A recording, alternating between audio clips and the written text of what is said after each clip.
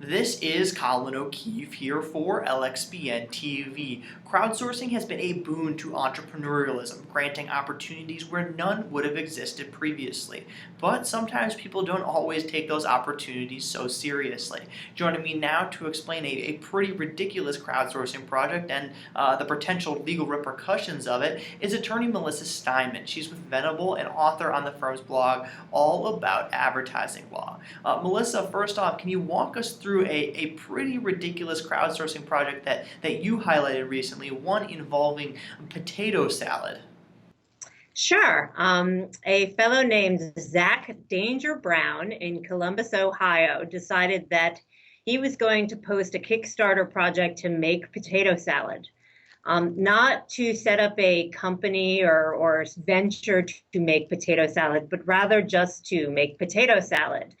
And not only that, he qualified it that it might not be very good. It's his first time. So this project sort of caught the interest of the public, and the funding sort of boomed, and he now has, with 14 days to go for the project, has raised $51,000. And has been on featured on several major news outlets. He's been featured in the New Yorker, on the Washington Post, in a couple of newspapers, and also appeared on Good Morning America. So the imagination of America has caught fire when it comes to our friend Zach Danger Brown. But it also raises some interesting legal issues.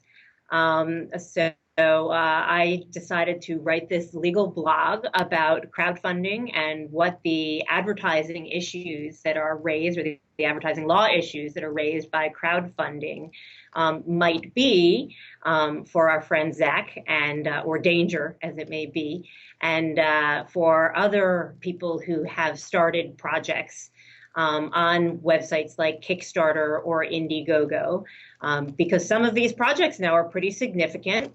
And they have been used to fund important projects that are important to the people funding them and to the people using them to fund things like movies, like the Veronica Mars movie, or Zach Braff used it to fund the movie that's coming out this weekend, Wish I Were Here. It became a topic that's been pretty interesting, and a lot of people have been both interested in Kickstarter and Indiegogo, and also in this blog. Definitely. And then second, speaking to the legal side of this of course is a humorous story, but there are serious ones, as you mentioned. What are the repercussions when a crowdsourcing project goes back and doesn't fulfill the promises that they made in their campaign?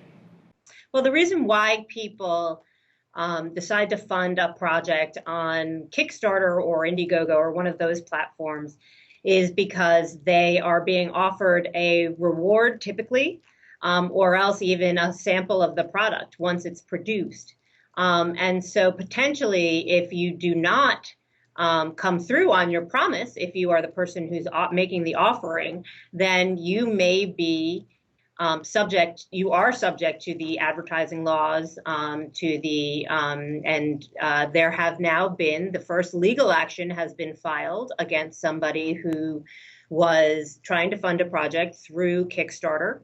The Washington Attorney General has filed a complaint against a company that was trying to create some playing cards with a Serbian design. They were artistic, they were beautiful, but it failed to be able to, it raised the money, it raised about $20,000, but the project didn't come through. It's hard a lot of the time with these small startups, it's hard with big projects to execute sometimes.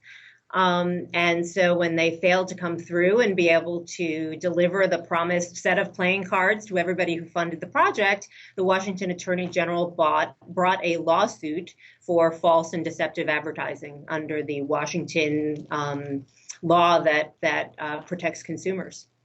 It's interesting. People in this area sometimes have pie in the sky ideas when it comes to their crowdsourcing projects, but they need to make sure that these ideas are, of course, very real ideas, then they can fulfill their promises, because if they don't, there are some repercussions, as you mentioned.